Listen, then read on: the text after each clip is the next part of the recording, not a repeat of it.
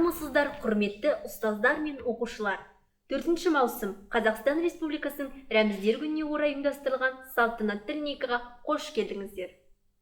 Свободен, величав и первоздан, звезде подобной среди земель и стран, к счастью ты наигрываешь звонко, родной мой лучезарный Казахстан. Мақтансан, мақтан елім деп, тани біл елдік таңбаңды. Елтаңба туың деймін, шырқатты биік арманды.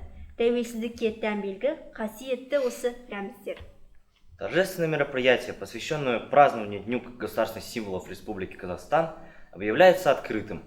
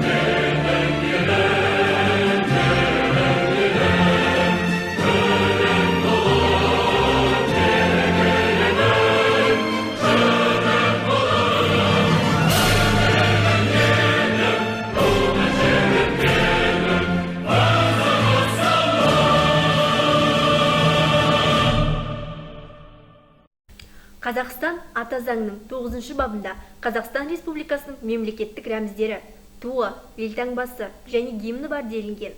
Сондай-ақ, осы заңның 34 бап 2 тармағында әркім республиканың мемлекеттік нышандарын құрметтеуге міндетті делінген. 4 июня 1992 года были впервые утверждены новые государственные символы независимого Казахстана. Этот день навсегда останется в истории страны как день государственной символики.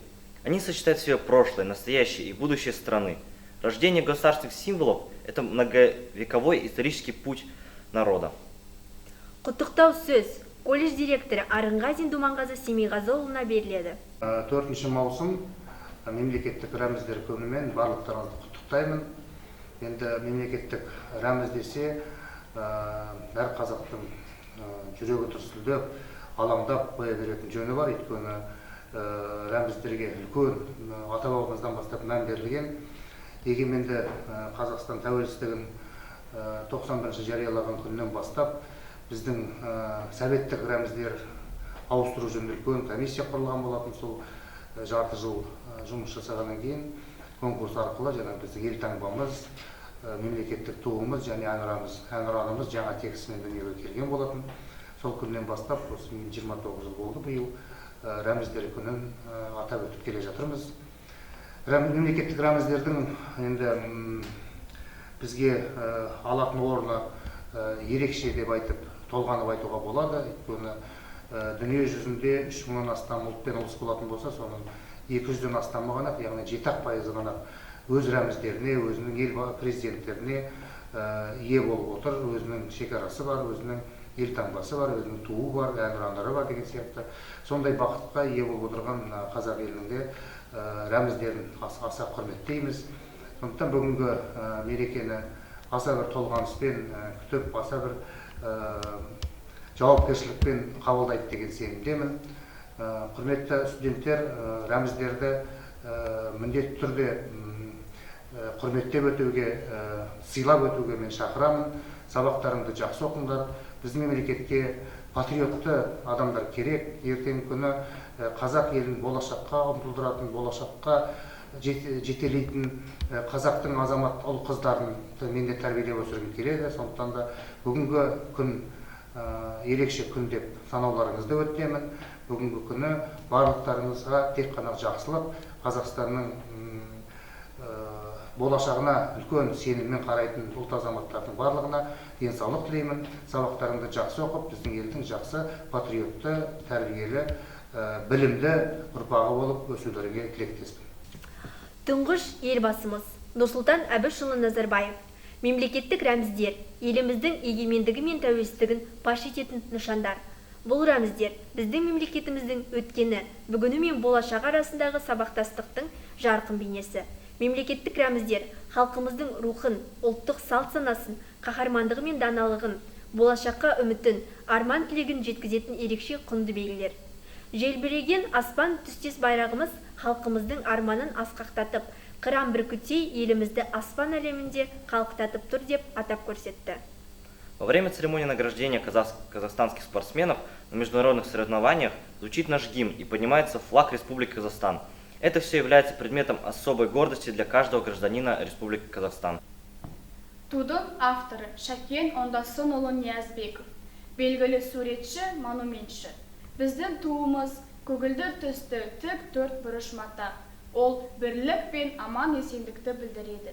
Оның қақ ортасындағы сәулесін шашқан алтын күн тыныштық пен байлықтың белгісі. Туда қыранның орын алу, тәуелсіздік Қазақстан қыран сияқты биікте болсын, қыран сияқты ғұмыры ұзақ болсын деген ойдан туған. Тудың сабын бойлай ұлттық ою өрнек салынған. Ол қазақ елінің өзіндік сипатын көрсетеді.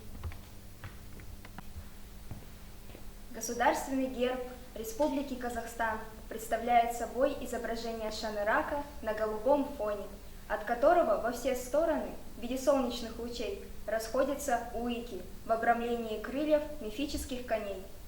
В нижней части герба надпись «Казахстан». Авторами государственного герба являются художники Жандарбек Малибеков и Шота Валиханов. Our anthem is a solemn song that reflects the entire life of the Kazakh people. It sings about the hardships it has endured throughout its history, its heroic struggle for independence. It sounds like the greatness of the people who proclaimed peace and friendships and the belief in a happy future. Authors of the anthem words Nursultan Nazarbayev and Jamiken Najimedinov. Music Shamshik Kaldaяков. Мемлекеттік рәміздер ел дамуының ажырамас бөлігі. Сондықтан қазақстандықтардың осы рәміздерге деген құрметті, оларды бойтұмардай қастерлеуі ерекше сезіліп тұруы тиіс. Рәміздер арқылы елімізді бүкіл әлем таниды. Өйткені онда қазақ халқының бастан өткізген тарихы, мәдениеті мен дәстүрі көрініс береді. Государство, не имеющее хотя бы одного из этих символов, не может считаться независимой страной. 90 жылдық тарихы бар колледжіміздің туы 2014 жылы шығарылып, 2016 жылы 10 ақпанда колледж гимнінің тұсауы кесілді. Бұл студенттердің оқып жатқан қасиетті оқу орнын құрметтеуге баулиды. Сонымен қатар 4 маусым күні мемлекеттік рәміздерді құрметтеуді насихаттау аясында әнұранды жатқа білемін акциясы бірінші курс студенттерінің арасында ұйымдастырылды. Бір уақытта бір ұжым болып, әр топ студенттері гимнді жатқа айтып, ұстаздар бағалайды. Бұл іс-шара жастардың отан сүйгіштік сезімін оятады, патриотизмге үндейді, батылдыққа тәрбиелейді. Итоги данной акции будут подведены на мероприятии Астана Евразия ЖРГ, посвященном Дню Астаны.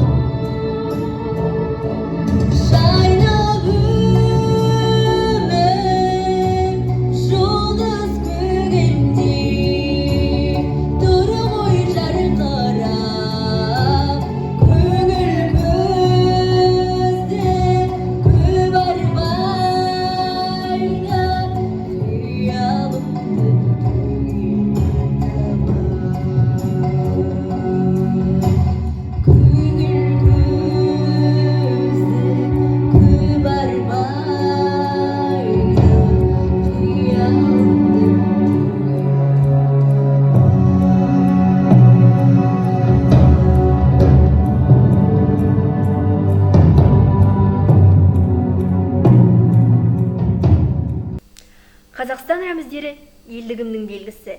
Еліміз әрқашанда тыныш болсын. Еліміздің егемендігі жасасын. Қазақстан Республикасы туымен тұғырлы, елтаңбасының елеулі әнұранмен айбатты бола берсін.